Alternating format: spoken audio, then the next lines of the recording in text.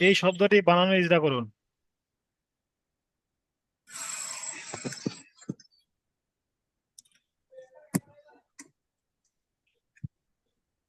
প্রথমে বানান করেন। খলাকনা। জি, বানান করেন। খ যাবার খ, লাম কব যাবার খলাক। লাম কব জবর লাক। হ্যাঁ, লাম কব যাবার লাক। লাক। খলাক। লাক। লক। লাক। তাহলে লক। লক নয়, লাক। খলাক। লক। জি। খলাক। জি। নুন আলিফ যাবার না, খলাক না। ইজরা করেন। খর উপরে যাবার এসছে, যাবার হলো হারাকাত। হারাকাতটি তাড়াতাড়ি পড়তে হয়, টান দেওয়া নিষেধ। তারপরে লামের উপরে যাবার এসছে, লাম হলো হারাকাত, যাবার হলো হারাকাত। হারাকাতটি তাড়াতাড়ি পড়তে হয়, টান দেওয়া নিষেধ। তারপরে কিন্তু কপের উপরে সাকিন এসছে,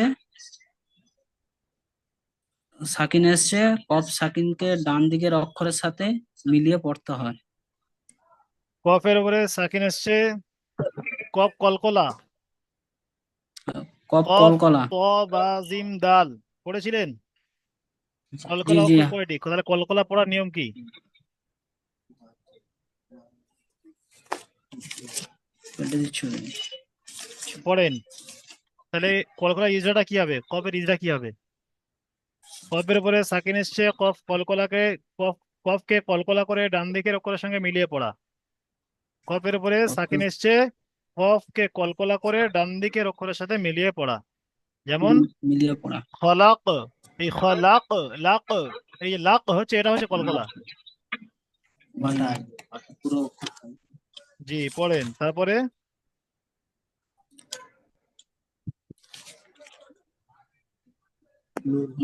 নুনের উপরে যাবার এসছে, না। না, আলিফের ডান দিকে যাবার এসছে। হুম। আহ, আলিফ মাদ্দা বলে, আলিফ মাদ্দা হলো এক আলিফ পরিমাণ টান দিয়ে পড়তে হয়। আলিফ মাদ্দাকে এক আলিফ পরিমাণ টান দিয়ে পড়তে হয়। পড়তে হয়। জি, তাহলে কি হবে? খলাক না। খলাক। বলেন। খলাক। জি, আমার সাথে বলেন, খলাক খলাক না। খলাক খলাক না। না। জি, খলাক না। খলাক। খলাক না। জি, খলাক না। খলাক না। জি। না। আচ্ছা, আতর ভাই, আপনি এই শব্দটা বানানোর ইজরা করুন। বাস। হুম।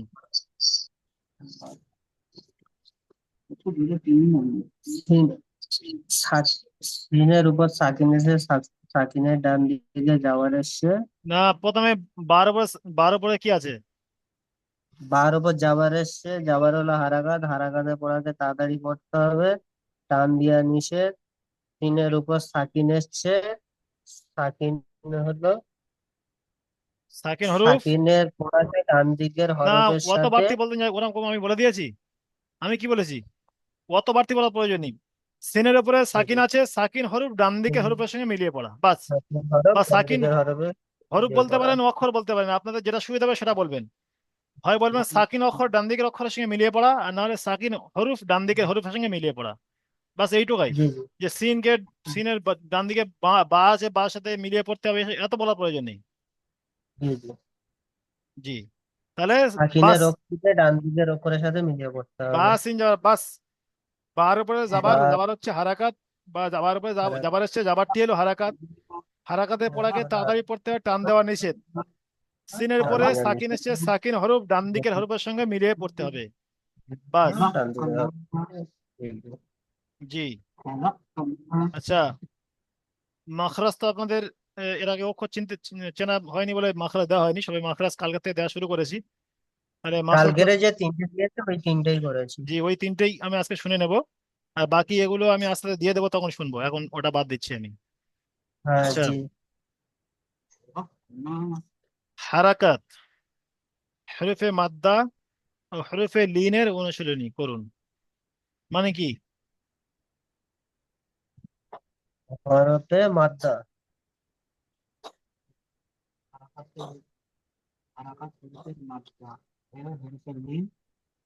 হারাকাত কাকে বলে?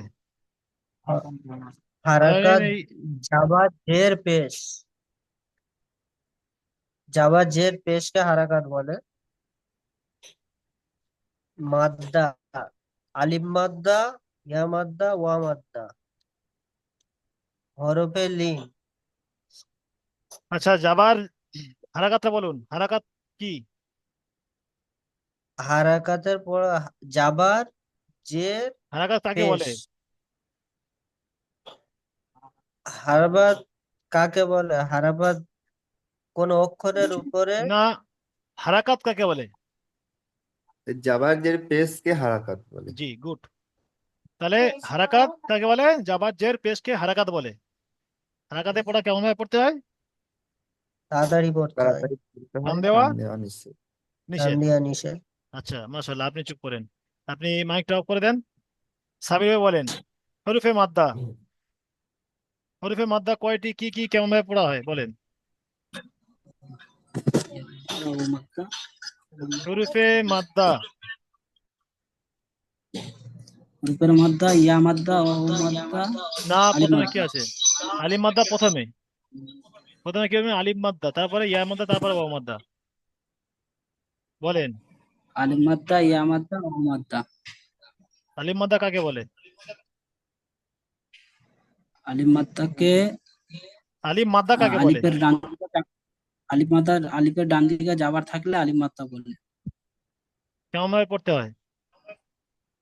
আলিফ মাদ্দাকে এক আলিফ পরিমাণ টান দিয়ে পড়তে হয়। আচ্ছা, হরফে হরফে লিন কয়টি? এটা বলবেন বাশিরুদ্দিন রূপের ভাই। বাশিরুদ্দিন ভাই,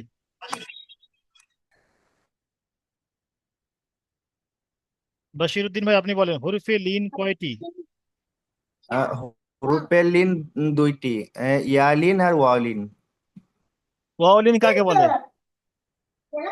আহ, ওয়ালিন হচ্ছে ওয়ার উপরে সাকিন থাকলে তাকে ওয়ালিন, না, ওয়া সাকিনের ডান দিকে যাবার থাকলে তাকে ওয়ালিন বলে। জি, আর ওয়াওলিনকে ইয়ালিন, ইয়া সাকিনের ইয়ালিন ডান বলতে দিকে পারি না যাবার আপনাকে। থাকলে তাকে ভাই আপনাকে ওয়ালিন। যতটুকু বলেছি ততটুকু বলেন। আরো প্রশ্ন তো আমি অন্যজনকে করব। আপনাকে শুধু ইয়ালিনের কথা বলেছি, আপনি ইয়ালিনটা উত্তর দিবেন। ইয়ালিনকে কেমন ভাবে পড়তে হয়? ইয়ালিনকে ইয়া সাকিনের ডান দিকে যাবার থাকলে তাকে ইয়ালিন বলে। ইয়ালিনকে নরম আওয়াজে তাড়াতাড়ি করতে হয়। জি। আর ইয়া মাদ্দা কাকে বলে? ইয়া মাদ্দা, ইয়া মাদ্দা, ইয়া সাকিনের ডান দিকে জের থাকলে তাকে ইয়া মাদ্দা বলে। ইয়া মাদ্দাকে একালি পরিমাণ টান দিয়ে পড়তে হয়। জি, আপনি অফ করে দেন, মিউট করে দেন। রাজেশ সরকার ভাই আপনি বলেন, আপনি মিউট অন করেন, মাইক অন করেন। জি জি, হুজুর। মাদ্দা, লিন কাকে বলে? ওটা তো ওয়াওলিন হয়ে গেল, লিন কাকে বলে? ইয়ালিন কাকে বলে? জি, ইয়া সাকিনের ডান দিকে যাবার থাকলে তাকে ইয়ালিন বলে। লিন কেমন ভাবে পড়তে হয়? ইয়ালিন, ইয়ালিন সর্বদা নরম আওয়াজে তাড়াতাড়ি পড়তে হবে, টান দেওয়া নিষেধ। গুড। তাহলে ওয়াও মাদ্দা কাকে বলে? জি হুজুর। ওয়াও মাদ্দা কাকে বলে? ওয়াও মাদ্দা, জি, ওয়াও সাকিনের ডান দিকে পেশ থাকলে তাকে ওয়াও মাদ্দা বলে। গুড। ওয়াও মাদ্দা। ওয়াও মাদ্দাকে এক আলিফ পরিমাণ টান দিয়ে পড়তে হবে। মাশাআল্লাহ, খুব সুন্দর করেছেন সকলে। তাহলে মেসাল এখানে দেওয়া নেই, মাখরাজটা পরে হবে, মাখরাজটা এখন দিইনি, এগুলো পরে ধরে নেবো যখন দেব। এবারে মাখরাজটা ধরবো। সাবির ভাই মিউট অন করেন।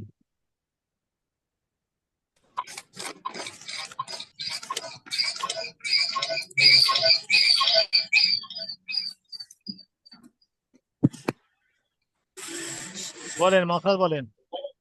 হামজা হার মাখরাজ কি? হামজা হার মাখরাজ কণ্ঠনালীর শুরু হতে উচ্চারিত হয়। তাহলে উচ্চারণ করেন। হা, হামজা। জি। আচ্ছা, বাশির ভাই বলেন, বাশির উদ্দিন ভাই। আইন হার মাখরাজ বলেন, আইন হা। বড় হা, এটা তো ছোট হা হলো। বড় হা না আইনের মাখরাজ বলেন। আহ, বড় হার আইন কণ্ঠনালীর শেষ প্রান্তে থেকে উচ্চারিত হয়, শেষ ভাগ থেকে উচ্চারিত আতর হয়। ভাই ঠিক বলেছে কি? জি না, তাহলে আপনি বলে দেন। কণ্ঠনালী শেষ ভাগ হইতে উচ্চারণ। হ্যাঁ ঠিকই। মাঝখান, আপনি তো একই কথা বললেন। আইন মাঝখান, মাঝখান হইতে, কণ্ঠনালীর মাঝখানে মাঝখান হইতে, মাঝখান হইতে। না না আমার এখানে লেখা হবে না। হালকা করে কণ্ঠনালীর মাঝখান হইতে আমার লেখা হবে না। আইন হা। না, মাঝখান হইতে উচ্চারণ হয়, ঠিক আছে। আচ্ছা, রাজেশ ভাই আপনি বলেন, গইন খ কোথা থেকে উচ্চারণ হয়?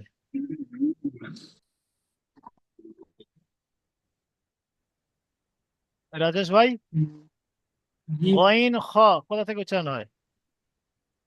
আজকের বা কণ্ঠনালীর শেষ শেষ ভাগ হতে উচ্চারিত হয়। শুনতে পাচ্ছি না। গইন, হা, গইন খ এর মাখরাজ কোথায়? মাখরাজটা বলেন। গইয়ের মাখরাজ, গইন খ কোথা থেকে উচ্চারিত হয় বলেন। গইয়ের তার হালাকের ভাগ হতে শেষ ভাগ হতে উচ্চারিত হয়। হলকের হালাকের কণ্ঠনালীর শেষ ভাগ থেকে উচ্চারিত হয়। উচ্চারিত হয়, শেষ ভাগ তো মাশাআল্লাহ। তাহলে হামজা হা, হামজা হা, আইন হা, গইন খ, এই কটা ছটা মাখরাজ আপনাদের হয়েছে, ছটা হরফের মাখরাজ হয়েছে। এবারে কি কি থাকবে? কফ, কাফ, কফ, কাফ, আর জিম, শিন, ইয়া, এই কটা মাখরাজ দেব, দেখে নেন। নাম্বার 4, তাহলে এই 3 নম্বর পর্যন্ত আপনাদের হয়ে গিয়েছে। কফের মাখরাজ কোথায়? কফের মাখরাজ হলো জিবের গোড়া এবং তার বরাবর, তার বরাবর উপরে তালুর সাথে লাগিয়ে উচ্চারিত হয়। বুঝতে পারছেন? 2 নোক্তাওয়ালা কফ। 2 নোক্তাওয়ালা কফ, এটা আপনাদের বলার, কফ তো আপনারা সকলে চেনেন। এটা যেহেতু শুরুতে দিয়েছেন, অক্ষর চেনার আগে যদি আপনারা পড়তেন তাহলে 2 নোক্তাওয়ালা কফ বলতেন, ঠিক আছে। এটা আপনাদের অক্ষর চিনিয়ে নিয়ে পড়াচ্ছি, তাই আপনাদের 2 নোক্তাওয়ালা কফ এটুকু আর বলতে হবে না, এখান থেকে এটা বাদ দিলে হবে। কফের মাখরাজ হচ্ছে জিবের গোড়া এবং তার বরাবর উপরে তালুর সাথে লাগিয়ে উচ্চারিত হয়। কফ, কফ উচ্চারণ করে দেখেন, কফ। জিভের গোড়া দেখেন, এই জায়গায় এখানে যে জিভের গোড়া আছে, জিভের গোড়াটার উপরে তালু, জিভের যে তালু, জিভের যে জিভটা আছে, জিভের উপরের ভাগটা দেখেন, যে উপরে লাগছে, উপরে যে আলটাগড়া লাগছে, দেখে কফ উচ্চারণ হচ্ছে, কফ। কফ, জি। কফ। এটা আজকের এই মাখরাজ দেখাচ্ছি, এর সাথে সাথে আরেকটা জিনিস দেখিয়ে দেবো, মনে রাখবেন। তাহলে এটা কফের মাখরাজ হলো, কফ। কফের মাখরাজ তাহলে কোথায় হলো? জিভের গোড়া এবং উপরের তালুর সাথে, সেই বরাবর উপরের তালুর সাথে লাগিয়ে উচ্চারিত হয়, কফ। Number 5, calf. জিভের গোড়া হতে একটু আগে, কফটা হচ্ছে না একদম, কফ জিভের একদম গোড়া থেকে, আর কাফ জিভের গোড়া হইতে একটু আগে বাড়িয়ে তার বরাবর উপরের তালুর সাথে লাগিয়ে উচ্চারিত হয়, কাফ। তাহলে কফটা জিভের গোড়া এবং উপরের তালুর সাথে লাগিয়ে উচ্চারিত হয়, আর কাফটা কেমন উচ্চারণ হয়? জিভের গোড়া ছাড়া আর একটু আগে সামনে চলে আসতে হবে, এসে সেই সোজাসুজি উপরে তালুর সাথে। শুধু এটা পড়লে হবে না, আপনারা নিজেরা এটা উচ্চারণ করে দেখতে হবে যে আমার সেই জায়গায়, যে জায়গায় এখানে আমি পড়ছি আমি সেই জায়গায় গিয়ে যখন কফ কাফ কাফ যখন উচ্চারণ করছি আমার সেই জায়গায় গিয়ে জিভের গোড়াটা লাগছে কিনা, এইভাবে। আর যদি না লাগে তাহলে সেই জায়গায় লাগাতে হবে, চেষ্টা করে লাগাতে হবে, তবে আপনি উচ্চারণ সঠিক করতে পারবেন, সহি তবে উচ্চারণ হবে আপনার। তাহলে কাফের মাখরাজ হলো জিভের গোড়া হতে একটু আগে বাড়িয়ে তার বরাবর উপরে তালুর সাথে লাগিয়ে উচ্চারিত হয় কাফ।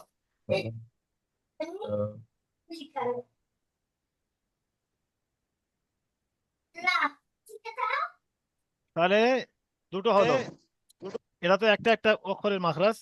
এবার দেখেন যেমন এই উপরে পড়েছেন হামজা হা, আইন হা, গইন খ, এরা দুটো করে অক্ষরের মাখরাজ কিন্তু একই। এবার এখানে হচ্ছে তিনটে অক্ষরের মাখরাজ একই, তিনটে অক্ষর একই জায়গা থেকে আদায় হয়। কি কি?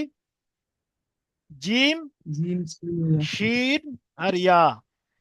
কোথা থেকে উচ্চারণ হয় দেখেন, জিভের মাঝখান এবং তার বরাবর উপরে তালুর সাথে লাগিয়ে উচ্চারিত হয় জিম। আমি বলেছিলাম জিম, জিভের মাঝখান আর উপরে তালু, জিম, চেপে বলেন জিম। আপনারা সবাই পড়েন, ক্যামেরা এই মাইক্রোফোন অফ করে পড়বেন, চেষ্টা করেন সবাই। আমি বলছি আমার পরে আপনারা চেষ্টা করেন জিম। জিম বলেন আজ। শিন মাইক্রোফোন অফ করে পড়েন, মিউট করতেন জি। আজ, আজ যেমন আজ বলছেন, জিভের জিভের মাঝখানটা কোথায় লাগছে? উপরে তালুর সাথে লাগছে, সকলে খেয়াল করেন। আজ, আজ যখন বলছেন জিভের মাঝখানে কিন্তু উপরে তালুর সাথে লাগছে। তারপরে আশ, আশ, আশ।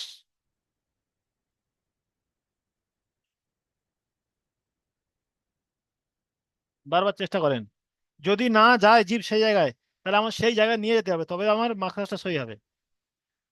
তারপরে ইয়া, ইয়া, ইয়া, বা আই।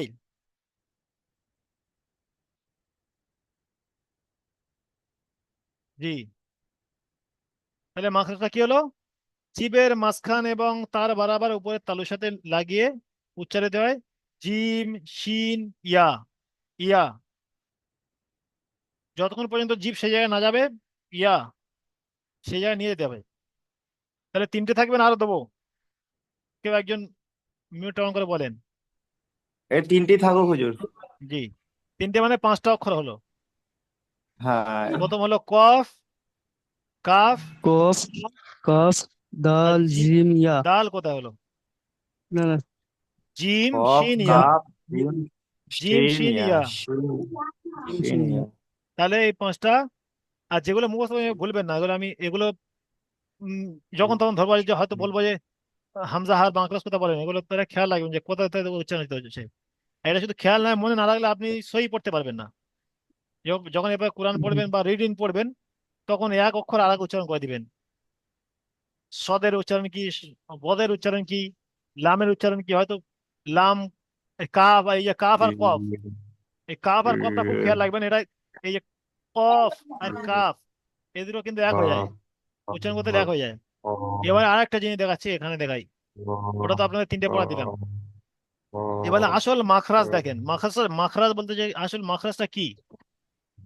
যদি আমি কোনো হরফ উচ্চারণ করি, শুধু সেই হরফটা একাকে নিয়ে উচ্চারণ করি, কিন্তু আসল মাখরাজ আপনি বুঝতে পারবেন না। ধরেন আমি একটা উচ্চারণ নুন, বা যে অক্ষরগুলো আপনাদের হয়ে গিয়েছে সেটা আমি বোঝাচ্ছি। কি কি হয়েছে? হামজা হা, আইন হা, গইন খ। এখানে খ বা গইন বা হা দিয়ে বোঝালে তো ভালোভাবে বুঝতে পারবেন। দেখেন এখানে আমি লিখে লিখে দেখাচ্ছি যে মাখরাজটা আসল কি। মাখরাজ কাকে বলে, যে কোন সাউন্ডটাকে মাখরাজ বলে। মাখরাজ মানে যে আমি উচ্চারণ করবো কোন আওয়াজটা বার হলে সঠিক। দেখেন আপনি যে কোনো অক্ষরের মাখরাজটা যদি বুঝতে চান, তাহলে সেই অক্ষর ধরেন, এখানে খয়ের মাখরাজ আমি বার করছি। খ, খ লিখলাম প্রথমে, খয়ের মাখরাজ খ, খ হলো। তাহলে এই খয়ের মাখরাজ কি, আমরা কি পড়েছি? খ হলো কণ্ঠনলীর শেষ ভাগ থেকে উচ্চারিত হয়। তাহলে এই খ শুধু বলি খ, যদি বলি শুধু খ বললে বুঝে আসবে না। যদি এটা আমি যে কোনো হরফ, এটা শুধু খ নয়, যে কোনো হরফ যখন মাখরাজ ধরতে যাবেন তার, সেই হরফের আগে একটা হামজা লাগিয়ে দিবেন, আলিফ। আলিফ লাগিয়ে দিলাম। আলিফ লাগিয়ে দেওয়ার পরে যে হরফের মাখরাজ বার করছেন, ধরে এখানে আমি আসল উদ্দেশ্য কি, আসল উদ্দেশ্য এই খর মাখরাজটা বার করা। তাহলে সেই হরফকে সাকিন করেন, সেই হরফকে সাকিন করেন, হামজার উপরে জাবাত দেন, হারাকাত লাগান। সে জাবাত জের পেশ যা দিতে পারেন, মরণে হারাকাত লাগালে হবে। জাবাত জের পেশকে হারাকাত বলে, হারাকাত লাগালে হবে। তাহলে এখানে যদি আমি এবারে উচ্চারণ করি কেমন হবে, হামজা খ যাবার আখ, আখ, হামজা খ পেশ উখ, হামজা খ জের ইখ, এই যে আখ, আখ, আখ, এই আখ বলে যে উচ্চারণটা করছি, যে খটা যে এখান থেকে উচ্চারিত হচ্ছে, ওইটা হচ্ছে আসল মাখরাজ। আখ, আখ, এটা হলো মাখরাজ। যে কোনো হরফ যখন মাখরাজ বার করতে যাবেন তার আগে আলিফ আনবেন, আর সেটাকে সাকিন করবেন। যে হরফকে মাখরাজ বানাবেন সেই হরফকে সাকিন করবেন। তাহলে এই পর্যন্ত আসছে, আপনাদের পড়া থাকলো। ঠিক আছে ভাই? হুজুর